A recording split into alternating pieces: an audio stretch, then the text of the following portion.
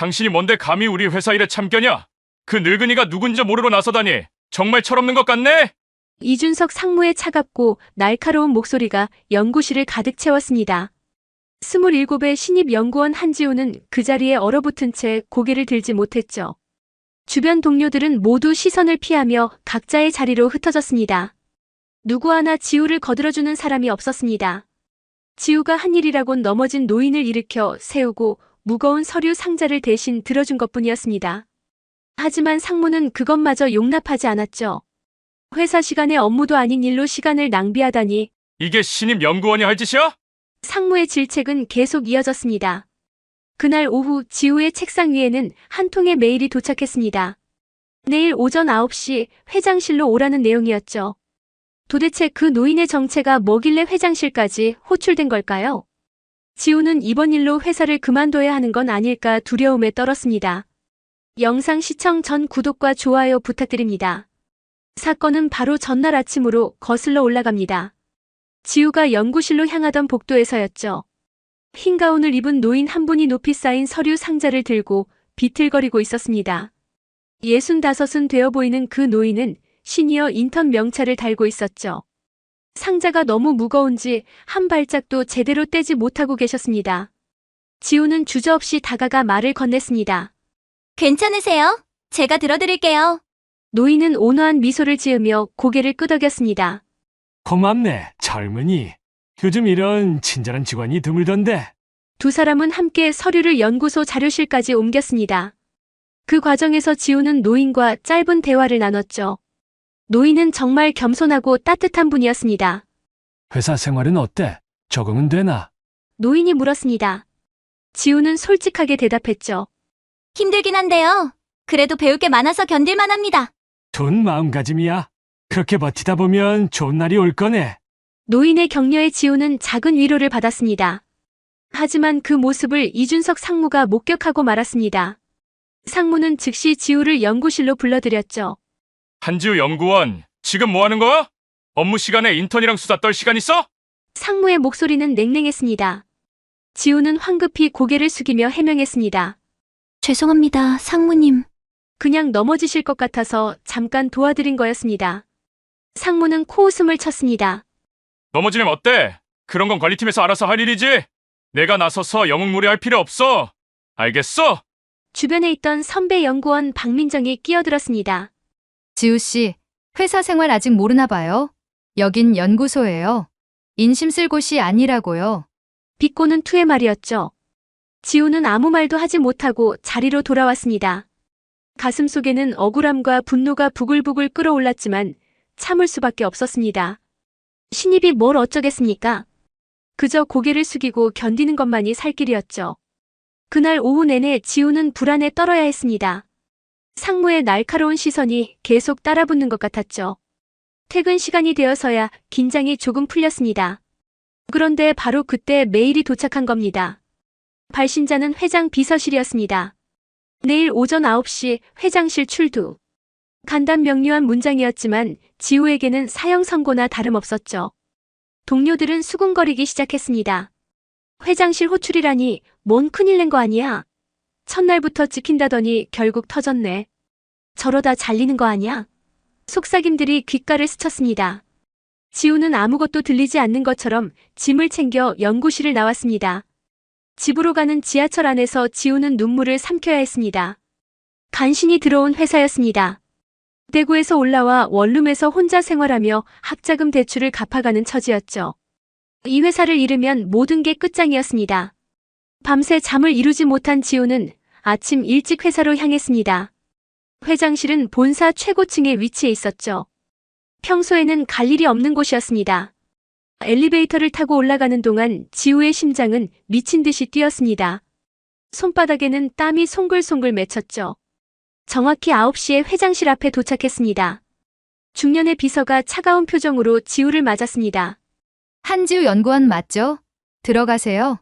회장님이 기다리고 계십니다. 무거운 문이 열렸습니다. 넓은 회장실 안으로 들어서는 순간 지우는 그 자리에서 얼어붙고 말았습니다. 회장 집무실 의자에 앉아있는 사람은 다름 아닌 그 노인이었습니다. 어제 복도에서 서류를 함께 옮겼던 바로 그 시니어 인턴 말입니다. 아니, 인턴이 아니었습니다. 명패에는 정석훈 회장이라고 선명하게 적혀 있었죠. 한지우는 27살의 약학 석사 출신 신입 연구원입니다. 대구에서 태어나 부산에서 자란 지우는 편모스라에서 어렵게 공부했죠. 어머니는 식당에서 일하시며 딸 하나를 대학원까지 보내셨습니다. 지우는 장학금과 아르바이트로 학비를 마련했고 졸업 후 간신히 이 회사에 입사했습니다. 서울 서초동에 위치한 대한제약연구소는 국내 최고 수준의 신약 개발 기관이었죠. 하지만 꿈에 그리던 직장 생활은 생각보다 훨씬 가혹했습니다. 지방 출신 여자라는 이유로 학벌이 부족하다는 이유로 차별받았습니다. 특히 이준석 상무는 지우를 노골적으로 무시했죠. 여자가 연구소에서 뭘 할 수 있겠어? 그냥 몇 년 버티다가 결혼하면 그만둘 텐데. 상무는 회의 때마다 이런 말을 서슴지 않았습니다. 지우는 이를 악물고 견뎠습니다. 실력으로 인정받겠다는 각오였죠. 회장실에서 노인과 마주친 순간 지우의 머릿속은 하얘졌습니다. 정석훈 회장은 조용히 미소 지으며 지우를 바라봤습니다. 어제는 고마웠네, 한 연구원. 토군의 늙은이가 큰 도움을 받았어. 회장의 목소리는 여전히 온화했습니다. 지우는 황급히 허리를 숙였죠. 죄송합니다, 회장님. 제가 정말 몰랐습니다. 떨리는 목소리로 사과했습니다. 회장은 손을 저으며 말했습니다. 사과할 일이 뭐가 있나? 자네는 당연한 일을 했을 뿐이지. 도움이 필요한 사람을 돕는 건 인간의 기본 아닌가? 지우는 고개를 들지 못한 채 서 있었습니다. 회장이 계속 말을 이었죠. 내가 일부러 시니어 인턴으로 위장한 데는 이유가 있네. 우리 회사 직원들이 평소에 어떻게 행동하는지 직접 보고 싶었거든. 지우의 심장이 쿵쾅거렸습니다. 그동안 수많은 직원들이 복도에서 회장을 스쳐 지나갔다고 합니다.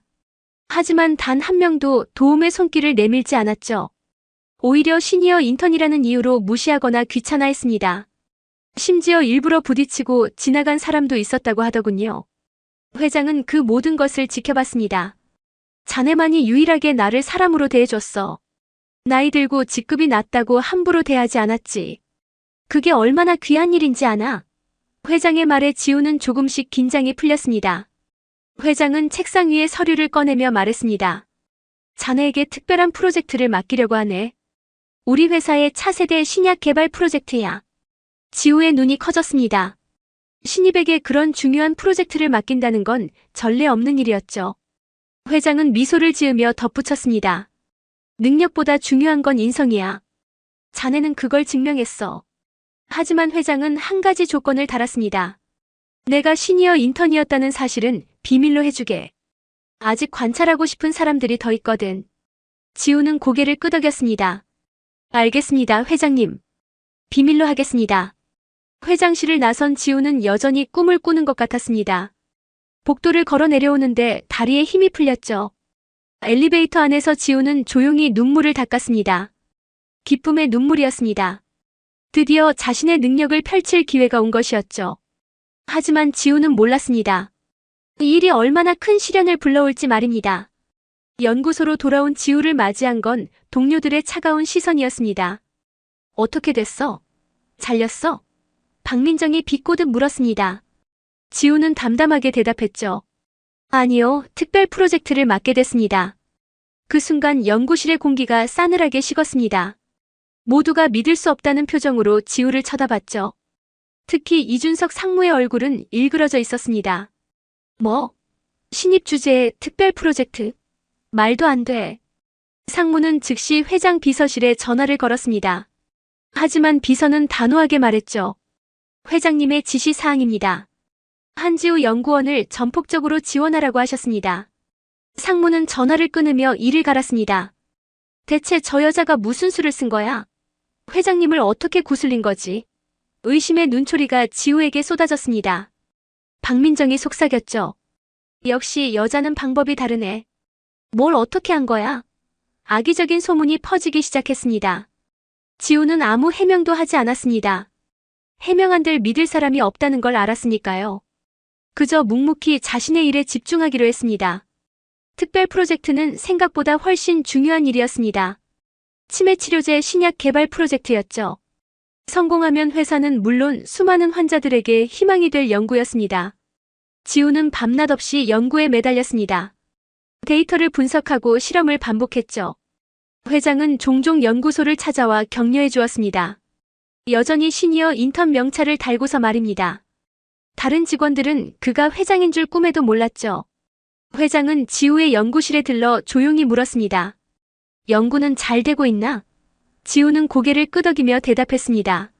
네, 조금씩 진전이 있습니다. 회장님 덕분입니다. 회장은 온화하게 미소 지었죠. 내 덕이 아니야. 자네의 노력과 실력이지. 두 사람의 대화를 멀리서 지켜보던 이준석 상무는 질투심에 불타올랐습니다. 상무는 박민정을 불러 지시했습니다. 한지우 연구 파일 좀 가져와봐. 내가 직접 검토해야겠어. 박민정은 고개를 끄덕이며 지우의 컴퓨터에 접근했습니다. 지우가 자리를 비운 사이였죠. 민정은 몰래 파일을 복사해서 상무에게 전달했습니다. 상무는 파일을 꼼꼼히 살펴봤습니다. 그리고 놀라운 사실을 발견했죠. 지우의 연구가 정말 뛰어났던 겁니다. 기존 방식과는 완전히 다른 접근법이었습니다. 성공 가능성도 매우 높아 보였죠. 상무는 욕심이 생겼습니다. 이 연구를 자신의 이름으로 발표하면 어떨까 하는 생각이 들었죠. 회장의 인정을 받을 수 있을 것 같았습니다. 상무는 은밀하게 계획을 세우기 시작했습니다. 지우의 연구를 가로채고 그녀에게는 다른 누명을 씌우기로 한 것입니다. 며칠 후 연구소에 비상이 걸렸습니다. 핵심 연구 데이터가 외부로 유출됐다는 것이었죠. 보안팀이 조사에 나섰습니다. 그리고 모든 증거가 한지우를 가리키고 있었습니다. 지우의 컴퓨터에서 의심스러운 이메일 발송 기록이 발견됐죠. 경쟁사 이메일 주소로 데이터를 전송한 흔적이었습니다. 지우는 황당했습니다. 저는 그런 적 없습니다. 누군가 조작한 겁니다. 필사적으로 해명했지만 아무도 믿지 않았습니다. 이준석 상무가 냉정하게 말했죠. 증거가 명백한데 뭘 더 따져? 한지우 연구원, 당신은 즉시 직위 해제야. 지우는 눈앞이 캄캄했습니다. 박민정이 거들었습니다. 처음부터 수상하더라니. 신입이 무슨 특별 프로젝트를 맡아? 이런 꿍꿍이가 있었던 거였네. 동료들의 비난이 쏟아졌습니다. 지우는 아무 말도 할 수 없었죠. 긴급 임원회의가 소집됐습니다. 지우는 회의실로 호출됐죠. 상무들과 임원들이 모두 모인 자리였습니다. 정석훈 회장도 자리에 앉아 계셨습니다. 지우는 회장을 바라봤지만 회장은 아무 표정도 짓지 않았습니다. 이준석 상무가 발표를 시작했죠. 한지우 연구원의 데이터 유출 사건에 대해 보고드리겠습니다. 상무는 준비한 자료를 펼쳐 보였습니다. 모든 증거가 완벽하게 조작되어 있었죠. 지우는 변명조차 할 수 없었습니다. 임원들은 고개를 저으며 한숨을 쉬었습니다. 젊은 직원이 욕심에 눈이 멀었구먼. 안타까운 일이야. 한 임원이 중얼거렸습니다. 다른 임원도 거들었죠. 즉시 해고 조치해야 합니다. 이런 직원을 두면 회사에 큰 해가 됩니다. 지우는 눈물을 참으며 고개를 숙였습니다. 모든 게 끝났다고 생각했죠. 바로 그때였습니다. 정석훈 회장이 조용히 입을 열었습니다. 잠깐만요. 제가 몇 가지 확인하고 싶은 게 있습니다. 회장의 목소리는 차분했지만 단호했습니다. 이준석 상무, 이 데이터 유출 증거를 어떻게 확보했습니까? 상무는 당황하지 않고 대답했습니다. 보안팀이 정기 점검 중에 발견했습니다. 회장은 고개를 끄덕이며 다시 물었죠. 그렇다면 보안팀장을 불러주시겠습니까? 직접 확인하고 싶군요. 상무의 얼굴이 굳어졌습니다. 보안팀장이 들어왔고 회장은 직접 질문을 시작했습니다. 팀장님, 이 데이터 유출을 언제 발견했습니까? 보안팀장은 당황한 표정으로 대답했습니다. 실은 저희가 발견한 게 아니라 이준석 상무님이 먼저 제보하셨습니다. 회의실이 순식간에 얼어붙었습니다. 회장의 눈빛이 날카로워졌죠. 상무님이 먼저 알아챘다는 말입니까? 그게 어떻게 가능하죠? 이준석 상무는 잠시 당황했지만 금방 침착함을 되찾았습니다. 제가 우연히 한지우 연구원의 컴퓨터 화면을 봤는데 수상한 점이 있어서 보안팀에 알렸습니다. 그럴싸한 거짓말이었죠. 하지만 회장은 거기서 멈추지 않았습니다. 그렇다면 상무님은 왜 한 연구원의 컴퓨터를 보고 계셨습니까? 업무상 필요가 있었나요? 날카로운 질문이었습니다. 상무는 말문이 막혔죠. 회장은 비서에게 지시했습니다. 지난 한 달간 연구소 내부 CCTV 기록을 모두 가져오세요. 특히 한지우 연구원 자리 주변 영상을 집중적으로 확인하겠습니다. 상무의 얼굴이 하얗게 질렸습니다. CCTV에는 모든 게 찍혀 있을 테니까요. 박민정이 몰래 지우의 컴퓨터에 접근한 장면도 상무가 파일을 받아간 장면도 말입니다. 회장은 계속해서 압박했습니다. 그리고 이 데이터 유출 경로도 이상합니다. 경쟁사 이메일이라고 하셨는데 제가 확인해보니 이미 폐쇄된 계정이더군요. 회장은 미리 조사를 다 해놓고 있었던 겁니다. 시니어 인턴으로 위장하면서도 회사의 모든 일을 꿰뚫고 있었죠. 누가 이런 조작을 했는지도 이미 파악하고 계셨습니다. 다만 증거를 확보하고 공개적으로 밝히려고 기다렸던 것뿐이었습니다. 회장은 태블릿을 꺼내 영상을 재생했습니다. 화면에는 박민정이 지우의 자리에 앉아 컴퓨터를 조작하는 모습이 선명하게 나왔죠. 그리고 복사한 파일을 USB에 담아 상무 사무실로 가는 장면도 이어졌습니다. 회의실은 숨소리조차 들리지 않을 만큼 조용해졌습니다. 이준석 상무는 변명할 말을 찾지 못했죠. 박민정은 고개를 떨구고 있었습니다. 회장이 차갑게 말했습니다. 이준석 상무, 당신은 부하 직원의 연구를 훔치려 했고 무고한 신입 직원에게 누명을 씌웠습니다. 이것이 우리 회사 임원이 할 짓입니까? 상무는 아무 대답도 하지 못했습니다. 회장은 다른 임원들을 둘러보며 말했죠. 여러분, 이것이 바로 제가 시니어 인턴으로 위장했던 이유입니다.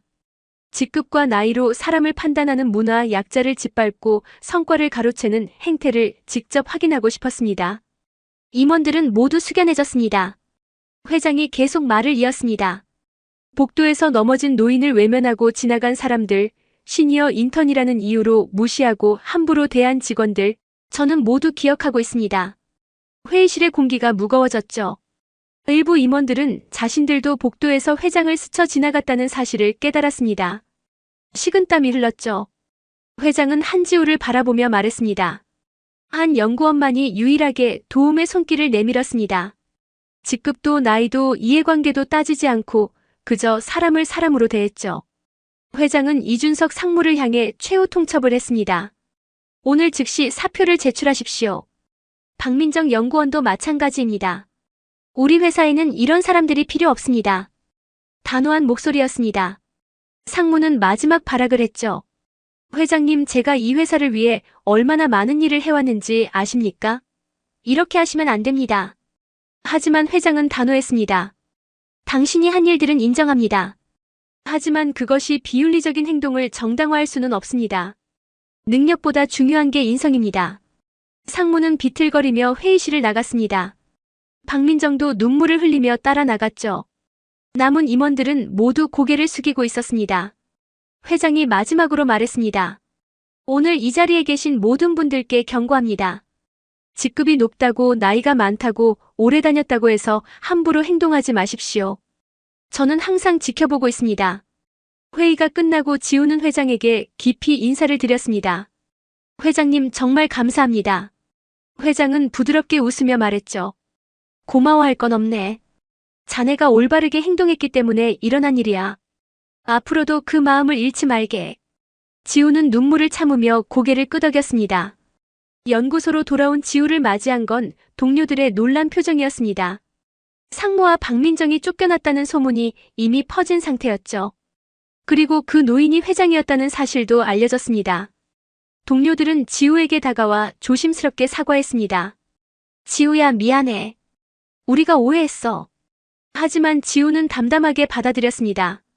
괜찮아요. 저도 이해합니다. 지우의 넉넉한 마음에 동료들은 더욱 미안해했죠. 그날부터 연구소의 분위기가 조금씩 바뀌기 시작했습니다. 서로를 존중하고 배려하는 문화가 생겨났죠. 이준석 상무가 떠나고 연구소는 새로운 국면을 맞이했습니다. 회장은 지우에게 더 큰 책임을 맡겼죠. 치매치료제 프로젝트의 총괄 책임자로 임명한 겁니다. 신입이 프로젝트 책임자가 되는 건 전례 없는 일이었지만 회장의 결정은 확고했습니다. 능력 있는 사람에게 기회를 주는 게 당연하다는 것이었죠. 지우는 막중한 책임감을 느끼며 연구에 매진했습니다. 밤늦게까지 실험실에 남아 데이터를 분석했죠. 주말에도 출근해서 연구를 계속했습니다. 어머니께 전화를 드릴 때마다 걱정하시는 목소리가 들렸습니다. 지우야, 너무 무리하지 마라. 건강이 제일 중요한 거야. 하지만 지우는 멈출 수 없었습니다. 자신을 믿어준 회장님의 기대에 보답하고 싶었으니까요. 그리고 무엇보다 치매로 고통받는 수많은 환자들을 생각하면 쉴 수가 없었죠. 연구는 순조롭게 진행됐습니다. 석 달 만에 놀라운 성과가 나타났죠. 새로운 화합물이 실험주의 치매 증상을 현저하게 개선시킨 것입니다. 학계에서도 주목할 만한 결과였습니다. 지우는 흥분을 감추지 못했죠. 이 결과를 회장에게 보고하기 위해 회장실로 향했습니다. 회장은 보고서를 꼼꼼히 읽어보더니 감탄했습니다. 정말 훌륭한 결과야. 자네의 접근 방식은 기존과 완전히 다르더군. 독창적이면서도 과학적으로 탄탄해. 회장의 칭찬에 지우는 겸손하게 대답했습니다. 팀원들 덕분입니다. 모두가 열심히 도와줬습니다. 회장은 고개를 저었죠. 겸손한 건 좋지만 자네의 공로를 인정받아야 해. 리더십이란 그런 거야. 성과는 팀과 나누되 책임은 혼자 지는 것이지. 지우는 회장의 말씀을 가슴 깊이 새겼습니다. 하지만 모든 게 순탄한 건 아니었습니다. 해고된 이준석 상무가 복수를 계획하고 있었던 겁니다. 상무는 경쟁사에 연락을 취했죠.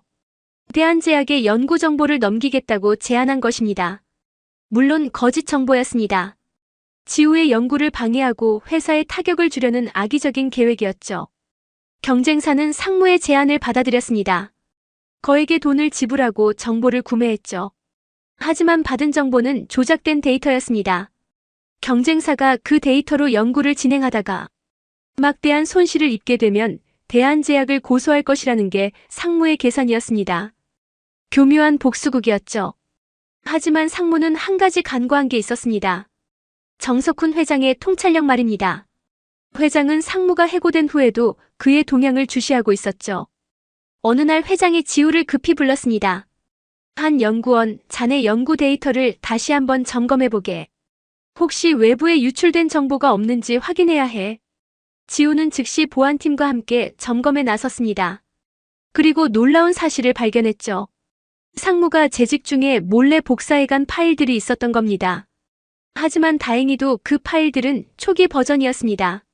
지우가 연구 방향을 수정하기 전의 데이터였죠. 현재 진행 중인 핵심 연구와는 전혀 관련이 없었습니다. 회장은 안도의 한숨을 쉬었습니다. 다행이군. 그 데이터로는 아무것도 할 수 없을 거야. 오히려 경쟁사가 잘못된 방향으로 연구하게 만들 테니 우리에게 유리하지. 회장의 예측은 정확했습니다. 경쟁사는 상무가 준 데이터로 연구를 진행하다가 막대한 예산만 낭비했죠. 결국 프로젝트를 중단할 수밖에 없었습니다. 상무의 복수는 실패로 돌아갔습니다. 오히려 경쟁사로부터 사기 혐의로 고소를 당하는 처지가 됐죠. 경찰 조사까지 받게 되면서 상무는 완전히 나락으로 떨어졌습니다. 업계에서도 그의 비윤리적 행동이 알려지면서 어디에서도 받아주지 않았죠. 결국 상무는 모든 걸 잃고 후회하게 됐습니다. 욕심과 복수심이 자신을 파멸로 이끈 것이었죠. 한편 지우의 연구는 계속해서 발전했습니다. 임상 시험 단계로 넘어갈 준비를 하게 됐죠. 국내 유수의 대학병원들이 협력을 제안해왔습니다. 해외 제약사들도 기술 이전을 타진했죠. 지우는 이 모든 과정을 차분하게 진행했습니다. 서두르지 않고 한 단계씩 밟아나갔죠. 회장은 지우의 신중한 태도를 높이 평가했습니다. 조급하지 않고 원칙을 지키는 모습이 진정한 리더의 자질이라고 했죠. 연구 성과가 알려지면서 지우는 업계의 주목을 받기 시작했습니다. 각종 학회에서 발표 요청이 쏟아졌죠. 언론에서도 취재를 원했습니다. 27 젊은 여성 연구원이 치매 치료제 개발에 새 지평을 열었다는 기사가 나갔죠. 하지만 지우는 겸손함을 잃지 않았습니다. 인터뷰 때마다 팀원들의 공로를 강조했죠. 제 혼자서는 절대 이룰 수 없었던 성과입니다. 함께한 연구원들과 믿어준 회장님 덕분입니다. 지우의 태도는 더욱 많은 사람들의 마음을 움직였습니다. 대학 후배들은 지우를 롤모델로 삼기 시작했죠. 특히 지방 출신 여학생들에게 큰 희망이 됐습니다. 학벌이나 배경이 아니라 실력과 인성으로 성공할 수 있다는 걸 보여줬으니까요. 지우는 후배들에게 조언을 아끼지 않았습니다. 어려운 환경도 핑계가 될 수 없어요. 중요한 건 포기하지 않는 마음입니다. 정석훈 회장은 지우를 더욱 중요한 자리로 발탁하기로 결심했습니다. 이사회를 소집하고 파격적인 인사를 단행했죠. 한지우 연구원을 연구소 부소장으로 승진시킨 겁니다. 신입 입사 1년도 안 된 직원이 임원이 되는 전무후무한 일이었죠. 이사회에서는 반대 의견이 나왔습니다. 회장님, 아무리 능력이 뛰어나도 너무 성급한 결정 아닙니까? 경력이 너무 짧습니다. 한 이사가 우려를 표했죠. 하지만 회장은 단호했습니다. 나이와 경력보다 중요한 건 능력과 인성입니다. 한지우 연구원은 둘 다 갖췄어요. 그녀가 우리 회사의 미래를 이끌어갈 적임자입니다. 회장의 확신에 찬 말에 이사들도 결국 동의했죠. 지우는 부소장 임명 소식을 듣고 믿을 수 없었습니다. 회장님, 제가 감당할 수 있을지 모르겠습니다. 너무 큰 자리입니다. 걱정스러운 목소리로 말했죠. 회장은 지우의 어깨를 두드리며 격려했습니다. 자네라면 충분히 해낼 수 있어. 내가 보장하지. 그리고 실수해도 괜찮아. 배우면서 성장하면 되는 거야. 회장의 믿음은 확고했습니다. 지우는 깊이 숨을 들이쉬고 결심했죠. 최선을 다하겠습니다. 회장님의 기대를 저버리지 않겠습니다. 부소장이 된 지우는 연구소 운영에 새로운 바람을 불어넣었습니다. 수직적이던 조직 문화를 수평적으로 바꿨죠. 직급에 상관없이 누구나 자유롭게 의견을 낼 수 있게 했습니다. 연구원들의 복지도 개선했습니다. 육아휴직을 쓰기 어려웠던 여성 연구원들을 위해 제도를 정비했죠. 시니어 연구원들도 존중받는 분위기를 만들었습니다. 변화는 빠르게 일어났고 연구소의 생산성도 크게 높아졌습니다. 직원들의 만족도가 올라가니 자연스럽게 연구 성과도 좋아졌죠. 하지만 지우는 한 가지 일을 꼭 하고 싶었습니다. 바로 시니어 인턴 제도를 개선하는 것이었죠. 회장님처럼 경험 많은 어르신들이 제대로 대우받고 일할 수 있는 환경을 만들고 싶었습니다. 지우는 회장에게 제안했습니다. 회장님, 시니어 인턴분들을 단순 보조 업무가 아니라 멘토로 활용하면 어떨까요? 젊은 연구원들에게 경험을 전수해 주시는 역할 말입니다. 회장은 눈을 반짝이며 대답했죠. 훌륭한 아이디어야. 바로 실행에 옮기게. 새로운 시니어 멘토 프로그램이 시작됐습니다. 은퇴한 전문가들을 멘토로 초빙해서 젊은 연구원들과 연결해줬죠. 세대 간의 지식과 경험이 자연스럽게 전수됐습니다. 프로그램은 대성공이었습니다. 시니어들은 자신의 경험이 여전히 가치 있다는 걸 느꼈고 젊은 연구원들은 실전 노하우를 배울 수 있었죠. 이 프로그램은 업계에서도 화제가 됐습니다. 다른 회사들도 벤치마킹하기 시작했죠. 대한제약은 존중과 배려의 기업 문화를 선도하는 회사로 인정받게 됐습니다. 지우의 리더십이 만들어낸 변화였습니다. 어느 날 회장이 지우를 조용히 불렀습니다. 한 부소장, 자네에게 고백할 게 있네. 회장의 표정이 진지했죠. 지우는 긴장하며 귀를 기울였습니다. 회장이 말을 이었습니다. 사실 내가 시니어 인턴으로 위장한 건 후계자를 찾기 위해서였어. 우리 회사를 이끌어갈 진정한 리더를 찾고 있었지. 지우는 눈을 크게 떴습니다. 회장은 계속해서 말했죠. 능력만 뛰어난 사람은 많아. 하지만 인성까지 갖춘 사람은 드물지. 자네는 둘 다 가졌어. 그래서 자네를 선택했네. 지우는 가슴이 벅차올랐습니다. 회장님, 감사합니다. 평생 잊지 못할 은혜입니다. 치매치료제 임상시험 결과가 드디어 나왔습니다. 결과는 기대 이상이었죠. 환자들의 인지 기능이 평균 40% 이상 개선됐습니다. 부작용도 거의 없었죠. 의학계는 이 성과에 환호했습니다. 노벨상감이라는 평가까지 나왔죠. 지우와 연구팀은 국제학술지에 논문을 발표했습니다. 전 세계 언론이 주목했죠. 한국의 젊은 여성 과학자가 치매 정복의 길을 열었다는 헤드라인이 쏟아졌습니다. 지우는 하루아침에 세계적인 과학자가 됐죠. 하지만 정작 본인은 담담했습니다. 이제 시작일 뿐이에요. 상용화까지 가야 진짜 성공입니다. 겸손한 태도를 잃지 않았죠. 대한제약의 주가는 급등했습니다. 시가총액이 2배 이상 뛰었죠. 투자자들이 몰려들었습니다. 글로벌 제약사들도 기술 제휴를 원했습니다. 회사는 전례 없는 호황을 맞이했죠. 정석훈 회장은 대대적인 기자회견을 열었습니다. 그 자리에서 중요한 발표를 했죠. 저는 오늘 한지우 부소장을 차기 사장으로 내정했음을 알립니다. 회장의 선언에 기자들이 술렁였습니다. 28이 된 지우가 대기업 사장이 되다니 상상도 못한 일이었죠. 하지만 회장은 확신에 차 있었습니다. 나이는 숫자에 불과합니다. 중요한 건 능력과 비전입니다. 한 부소장은 우리 회사를 넘어 대한민국 제약 산업을 이끌어갈 인재입니다. 회장의 말에 박수가 터져 나왔죠. 지우는 무대에 올라 소감을 밝혔습니다. 부족한 제게 이런 기회를 주신 회장님께 감사드립니다. 저를 믿고 따라준 연구팀에게도 고맙다는 말을 전합니다. 그리고 무엇보다 어려운 환경에서 저를 키워주신 어머니께 이 영광을 돌립니다. 지우의 눈에는 눈물이 맺혀 있었죠. 그날 저녁 지우는 부산에 계신 어머니를 찾아갔습니다. 오랜만에 보는 딸의 모습에 어머니는 기뻐하셨죠. 우리 딸 정말 대단하구나. 엄마가 자랑스럽다. 어머니는 지우를 꼭 안아주셨습니다. 지우는 어머니 품에서 그동안 참았던 눈물을 쏟아냈죠. 엄마 정말 힘들었어요. 포기하고 싶을 때도 많았어요. 하지만 엄마 생각하면 버틸 수 있었어요. 어머니도 눈물을 흘리셨습니다. 고생 많았다, 내 딸. 이제 좋은 날만 있을 거야. 모녀는 한동안 서로를 껴안고 울었습니다. 행복의 눈물이었죠. 다음 날 지우는 대학교를 방문했습니다. 후배들을 만나기 위해서였죠. 강당은 지우의 강연을 듣기 위한 학생들로 가득 찼습니다. 지우는 자신의 이야기를 솔직하게 들려줬죠. 저도 여러분처럼 평범한 학생이었습니다.